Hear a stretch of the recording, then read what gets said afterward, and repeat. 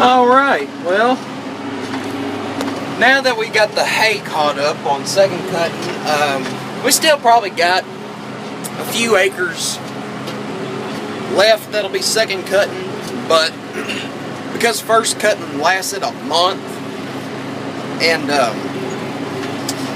what's left was only cut about probably 3-4 weeks ago, we're going to let it sit for another 2 to 3 weeks. See if we can get it to grow a little bit better, and then we'll cut her down and bale it up, and that'll probably be the end of that. But oh well, we'll see how it goes on a third cutting. But since we got the hay all caught up, we're back to bush hogging pastures. I bush hogged every pasture field we had except for this one. You'll be able to tell it's worse up there, but down here in the bottom it's not bad. But all this tall, brown, dead stuff is what grew up. That's tall fescue is what it is. It's tall fescue and orchard grass, I think it is. But it just sat there for too long. And this thing should have been, this should have been bush hogged down when I bush hogged the pasture next to it. But by the time I got that pasture done over there, it set in and rained. It set in and rained forever. So we never did get this bush hog.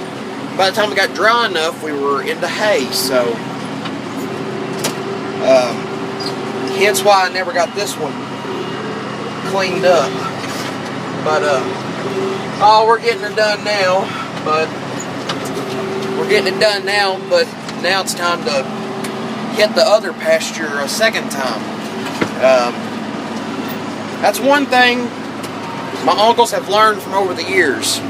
You know, back in the 90s and early 2000s, they would just bush hog pastures once. Well, you get a bunch of these sticker bushes and thistles and everything that would come up in there. So,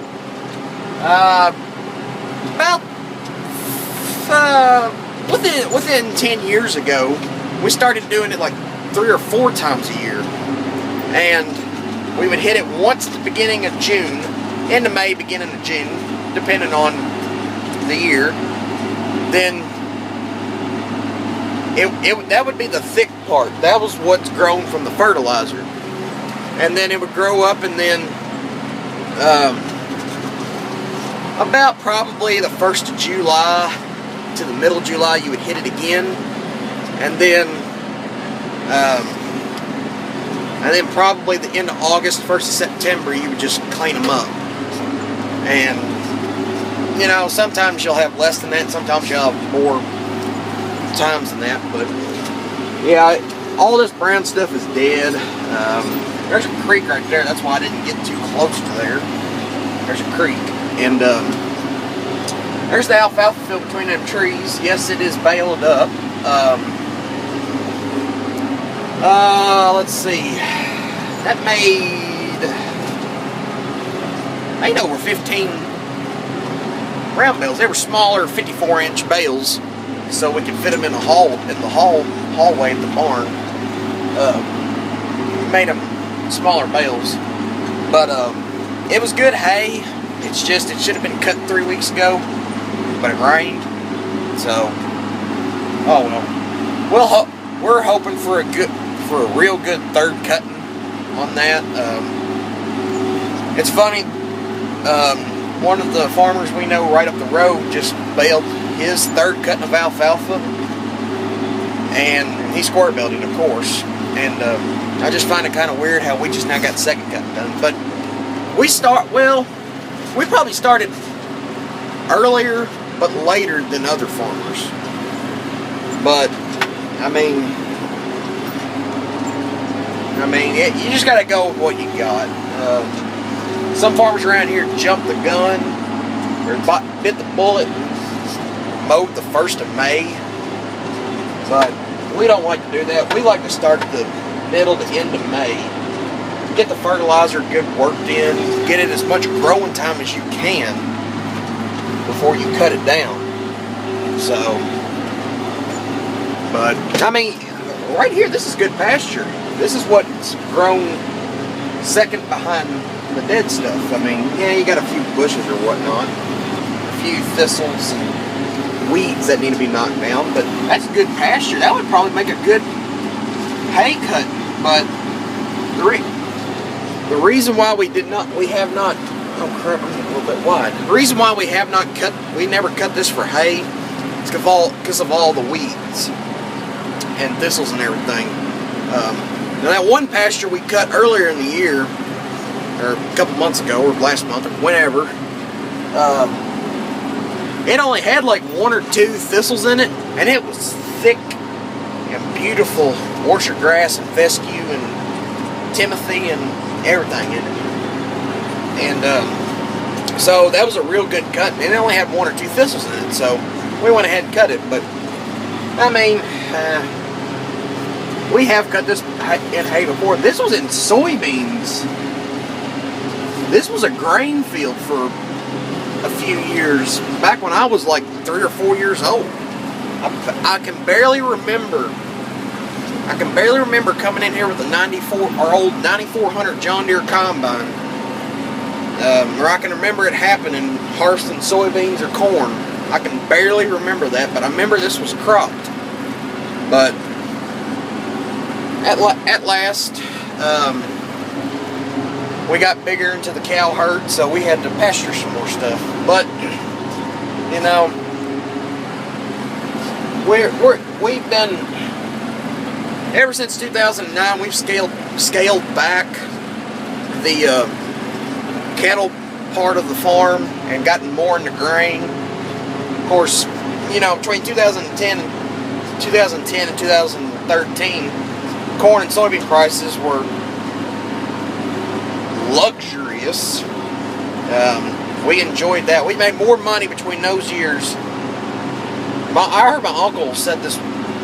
We made more money in those 4 years than they had ever since they started running grain. And that's, you know, we're only a few 100-acre farm, but you know, those good crop prices allowed us to buy that 9660 combine. It allowed us to upgrade some of our equipment, like, well, I would say the bushhogging tedder, but that came after. Last fall, when we bought these pieces of equipment,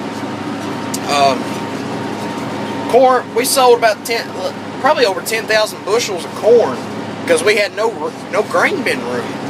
We wish we had some more grain bin room, but we don't really have a good place to put one up, except for one place, I think. But grain bins are high. We've looked at them, but anyway, last fall, because we ran out of room, we had to sell over 10,000 bushel of corn. Well, and of course the price was like $2.70 bushel, or $2.70 a bushel, and that's not really that good. So, but you can't control the market. But that's because 2014 was a good crop year, and 2013, and well, last I checked, corn was $4.10, or a little over $4 a bushel. $4 a bushel for corn. And that's because Illinois and parts of Iowa and parts of the Corn Belt are getting flooded, or still are flooded. Indiana is too.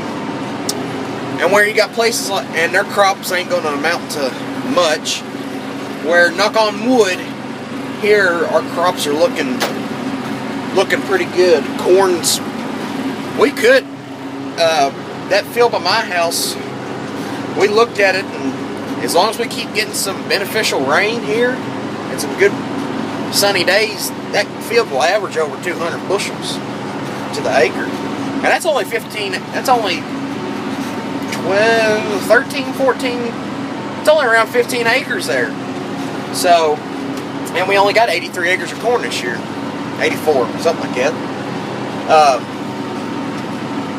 So, you know, 200 bushel corn on 83 acres, that would be phenomenal. You know, 200 bushel corn, that'd be phenomenal for around here. Yes, there's guys in other parts of the county that get it all the time, but we're not as technological and high precision as they are. You know, we're planting the old-fashioned way, 6-row corn planter, and well, just now this year GPS, which that should help us with our yield.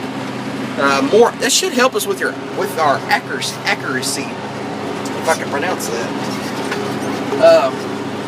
So yeah, this video went, jeez, it went a little longer than I expected it to. So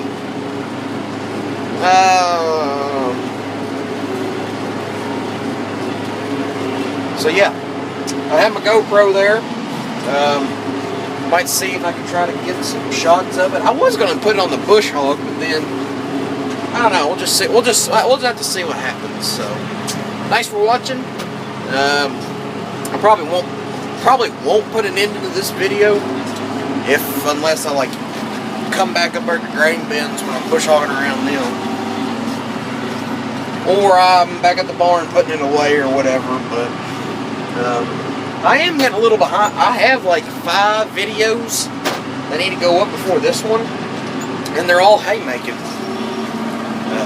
Okay, maybe not. Well, close to 5. I've got a couple of raking videos. I'm going to do the V-rake one. I'm going to upload the V-raking one tonight. I'm going to upload the V-raking one tonight. And then skip a day and then upload the baling hay video. Come on, old bro, you can make it. There you go. So I like to space my videos out. I don't like to upload one after another and after another, day after day. I like to have a little bit